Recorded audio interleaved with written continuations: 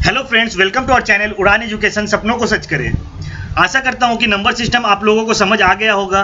फिर भी किसी को किसी प्रकार का डाउट हो तो वो नीचे दिए गए कमेंट सेक्शन में ज़रूर लिखे या फिर हमारा ईमेल आईडी info.uraneducation@gmail.com पर सेंड करें।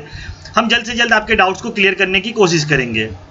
आज का हमारा टॉपिक है ओवरव्यू ऑफ पॉलिनोमियल्स का पार्ट 1। तो आज से हमारा चैप्टर 2 स्टार्ट हो जाएगा और ध्यान रहे इस चैप्टर से 17 मार्क्स के क्वेश्चंस फाइनल एग्जाम्स में आते हैं। तो इस वीडियो का फ़ायदा उठाने के लिए एंड तक हमारे साथ बने रहिएगा। दोस्तों, टॉपिक स्टार्ट करने से पहले हमेशा की तरह आप लोगों से रिक्वेस्ट करूंगा कि अगर अभी तक आप हमारे इस चैनल को सब्सक्राइब नहीं किए हैं तो प्लीज़ जल्द से जल्द सब्सक्राइब कर ले और सब्सक्राइब करते वक्त बेल आइकन को दबाना ना भूलें, क्योंकि हम जब भी कोई वीडियो अपलोड करेंगे तो उस वीडियो का नोटिफिकेशन आप लोगों को मिल जाएगा।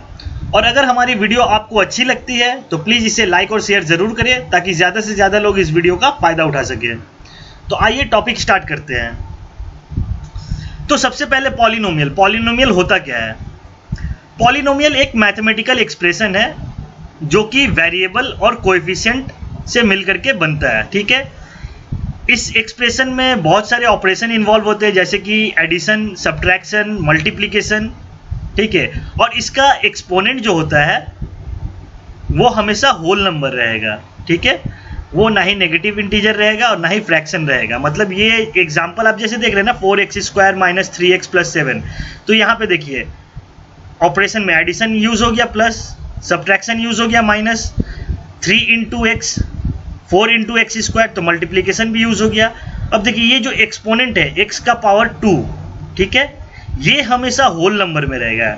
अगर ये फ्रैक्शन होता है या नेगेटिव इंटीजर होता है तो उस एक्सप्रेशन को हम पॉलिनोमियल नहीं कहेंगे। ठीक है, नेक्स्ट वेरिएबल क्या होता है? तो ऐसा क्वांटिटी जो कि हमेशा वेरी करता है, चेंज होता है, फिक्स नहीं रहता है। जैसे कि इस एग्जांपल में 4x² - 3x + 7, यहाँ पे x क्या है? x वेरिएबल है। x का वैल्यू कुछ भी हो सकता है, 2, 3, 4, 5, 6, कुछ भी हो सकता है। ठीक है, आइए नेक्स्ट आगे बढ़ते हैं। कोएफिशिएंट क्या होता है? तो ऐसा नंबर जो कि वेरिएबल से मल्टीप्लाई करते हैं। Number use to multiply a variable, मतलब वेरिएबल को मल्टीप्लाई जब हम करते हैं तो उस नंबर को कोएफिशिएंट कहते हैं। जैसे कि इस एग्जांपल में देखिए 4x² - 3x + 7, यहाँ पे क्या है? x किससे मल्टीप्लाई हो रहा है? 3 से, तो इसका जो कोएफिशिएंट है कितना हो गया?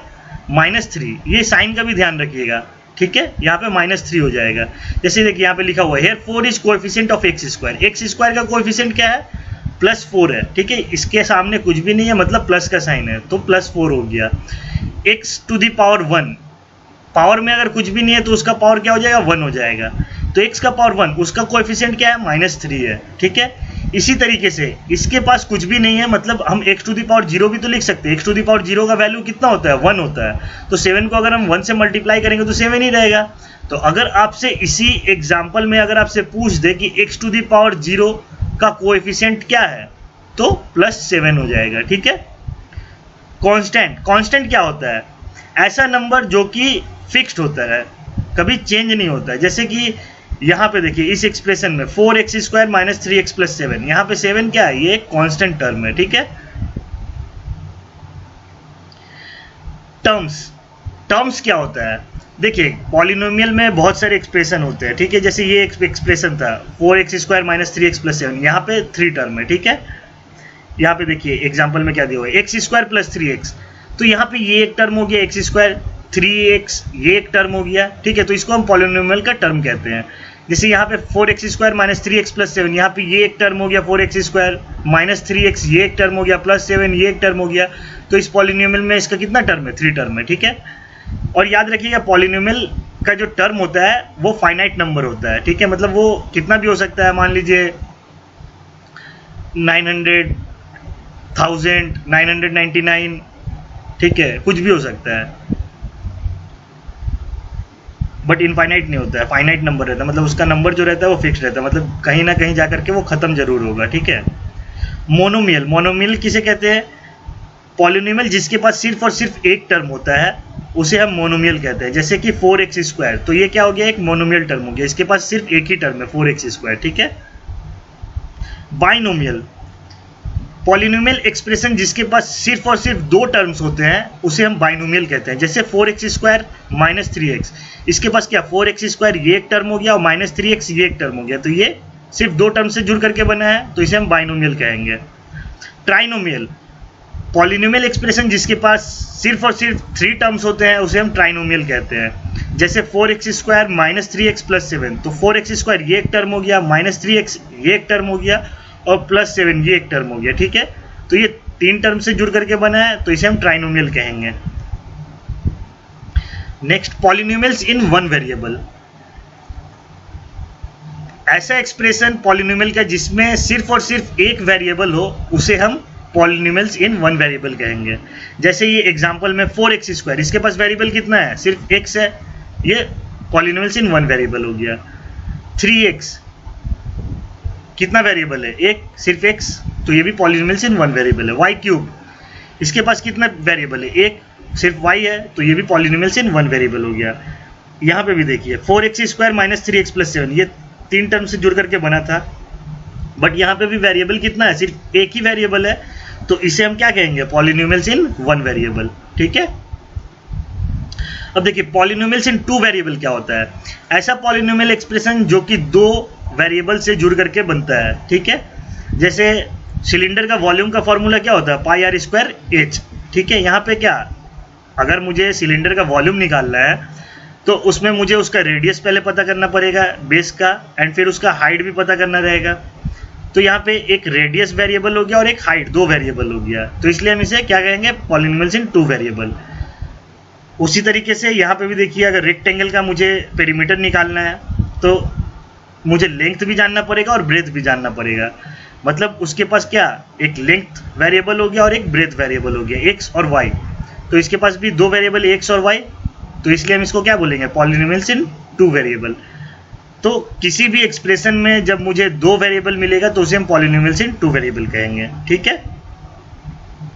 जीरो पॉलिनोमियल, जीरो पॉलिनोमियल क्या होता है, ऐसा पॉलिनोमियल जिसका कोएफिशिएंट हमेशा 0 हो, ठीक है, तो उसे हम जीरो पॉलिनोमियल कहेंगे। जैसे यहाँ पे देखिए x² का कोएफिशिएंट क्या है, 0, तो ये जीरो पॉलिनोमियल हो गया। y का कोएफिशिएंट क्या है, 0, तो ये जीरो पॉलिनोमियल हो गया, ठीक है। और याद रहे कि जीरो पॉलिनोमियल का कोई जीरो नहीं निकाल सकते हम लोग। जैसे कि देखिए पॉलिनोमियल्स अगर दूसरा होता है, ठीक है, पॉलिनोमियल्स इन 1 वेरिएबल, पॉलिनोमियल्स इन 2 वेरिएबल, तो उन सबका तो जीरो निकाल सकते हैं, बट हम जीरो पॉलिनोमियल का जीरो नहीं निकाल सकते हैं। अब जीरो क्या होता है पॉलिनोमियल का, तो देखिए जीरो ऑफ द पॉलिनोमियल क्या होता है, एक ऐसा वैल्यू जहां पे वो पॉलिनोमियल एक्सप्रेशन को हम जीरो कर दें। जैसे ये एक एक्सप्रेशन है x-2, ठीक है, तो हम इस वेरिएबल में क्या वैल्यू रखेंगे कि ये एक्सप्रेशन जीरो हो जाएगा। तो x का वैल्यू अगर हम 2 रखते हैं तो ये एक्सप्रेशन क्या हो जाएगा, जीरो हो जाएगा, ठीक है। तो ये एक तरीके से पॉलिनोमियल्स इन 1 वेरिएबल था, ठीक है, इसका हम जीरो निकाल सकते हैं। बट वही अगर ये जीरो पॉलिनोमियल होता, जैसे 0x², ठीक है, तो इसका हम जीरो नहीं निकाल सकते हैं, ठीक है।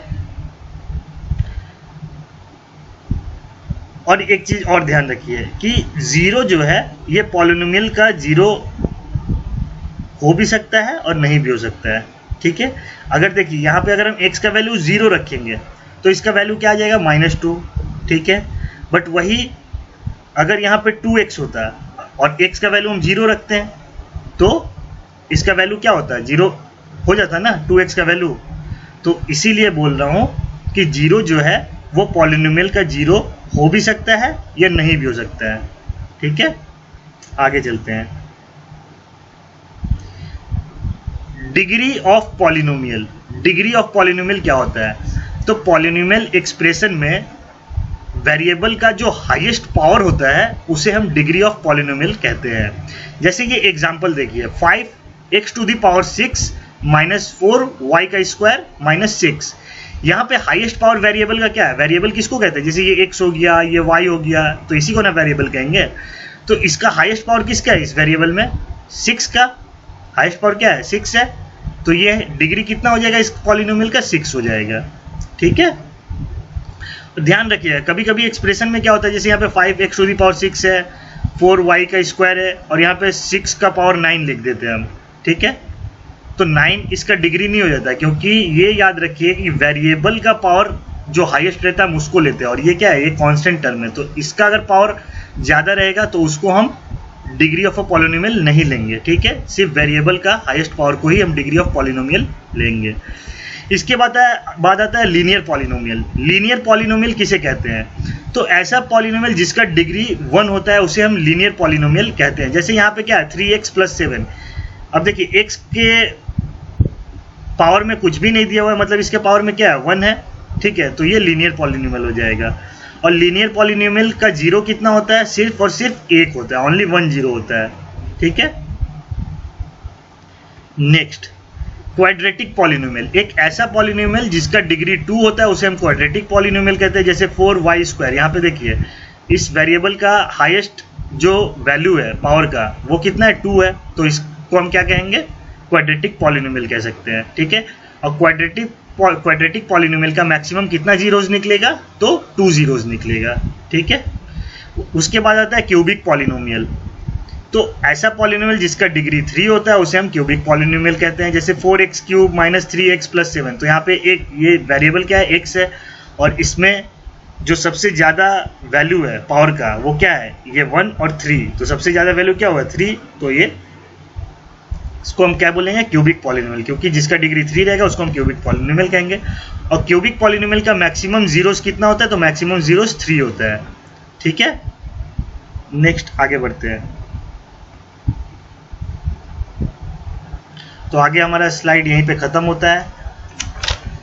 अब जो भी इसका नेक्स्ट जो पार्ट आएगा वो हम नेक्स्ट वीडियो में डिस्कस करेंगे, ठीक है दोस्तों। आशा करता हूँ आप लोगों को ओवरव्यू ऑफ पॉलिनोमियल्स का पार्ट 1 समझ आ गया होगा। अगर फिर भी किसी को डाउट हो तो नीचे दिए गए कमेंट सेक्शन में अपने डाउट्स को ज़रूर लिखिए, या फिर हमारे ईमेल आईडी info.uraneducation@gmail.com पर अपने डाउट्स को सेंड करें। दोस्तों, इस वीडियो को ज़्यादा से ज़्यादा शेयर करें ताकि ज़्यादा से ज़्यादा लोग इस वीडियो का फ़ायदा उठा सकें। Thank you.